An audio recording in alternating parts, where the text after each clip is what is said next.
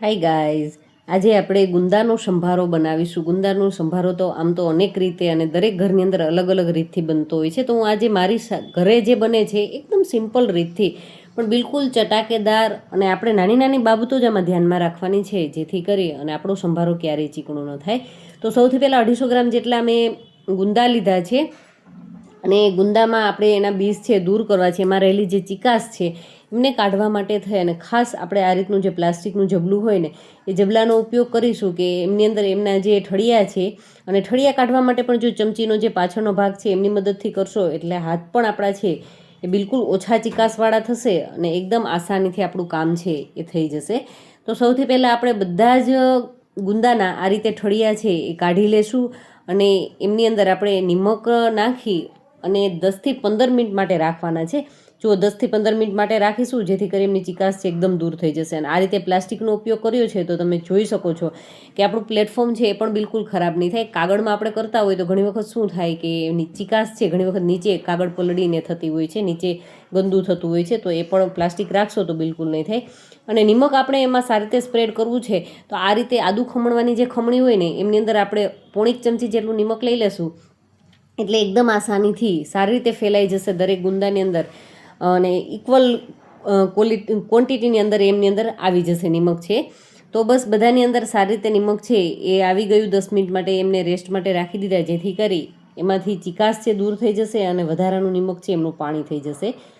હવે જુઓ, એમાં રહેલી જે ચિકાસ છે ને આ રીતે આપણે હાથની આંગળીઓની મદદથી શક્ય એટલી દૂર કરી દઈશું જેથી કરી આપણો સંભારો છે એકદમ ઝડપથી ચડી પણ જશે, અને સાથે સાથે એમાં રહેલી જે ચિકાસ છે એ બિલકુલ ઓછી થઈ જશે. એટલે સરસ મજાનો સંભારો છે એકદમ ઝટપટ તૈયાર થશે. તો આ રીતે બધા જ ગુંદામાંથી આપણે ચિકાસ છે એ દૂર કરી દઈએ. હું તમને બતાવું તો આ રીતે ઘણી બધી ચિકાસ છે હાથમાં આવી શકે છે, મતલબ છે કે એમાંથી ચિકાસ છે એ બધી દૂર થઈ જશે. તો અત્યારે બધી જ ચિકાસ છે એ સંભારાને ગુંદાની અંદરથી નીકળી ગઈ છે. તો હવે એમાં રહેલું જે વધારાનું નિમકનું પાણી થોડુંક પણ હોય ને તો આ રીતે આપણે ગુંદાને દબાવી અને બીજા વાસણની અંદર લઈ લેશું જેથી કરી વધારાનું જે નિમકનું પાણી હશે એ પણ બિલકુલ એ દૂર થઈ જશે, અને સંભારો છે વધારે ખારો પણ નહીં થાય અને નિમકની માત્રા છે એ પ્રોપર જળવાઈ રહેશે. તો બધા જ ગુંદા છે એક બાઉલની અંદર આપણે કાઢી લીધા છે. હવે આપણે એમનો વઘાર કરી લઈએ. જોઈ શકો છો કે વધારાનું પાણી છે, ચિકાસ છે નીકળી ગઈ છે.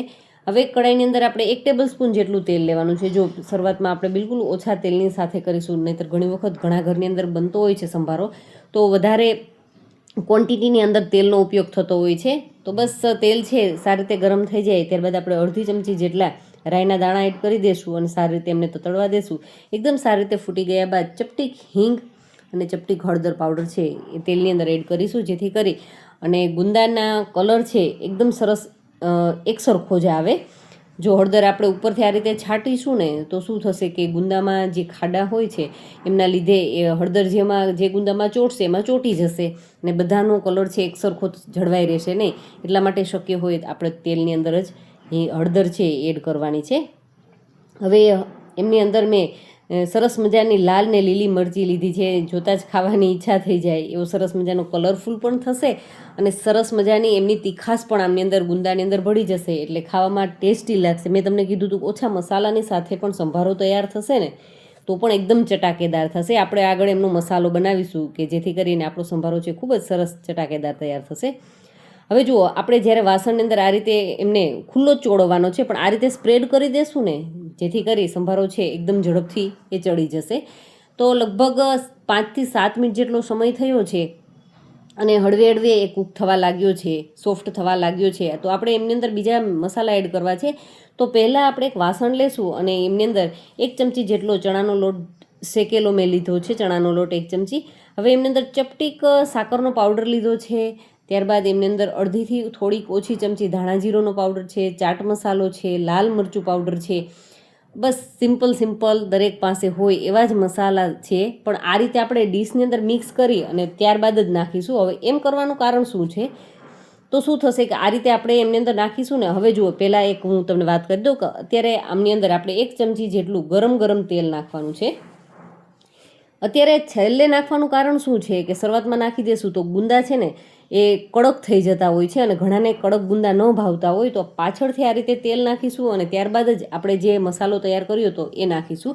હવે મસાલો મેં ડીશની અંદર શા માટે મિક્સ કર્યો, કારણ કે ડીશની અંદર એકદમ સારી રીતે મિક્સ થઈ જશે, અને ગુંદાની અંદર જો આપણે એક નાખીશું ને તો શું થશે કે જે ગુંદામાં જશે એમાં જશે, એમના ખાડામાં ભરાઈ જશે, તો એમાં ઇક્વલ ટેસ્ટ છે એ નહીં આવે. એટલા માટે થઈ પહેલાં વાસણમાં મસાલા મિક્સ કરીને ત્યારબાદ જ એડ કરવાના.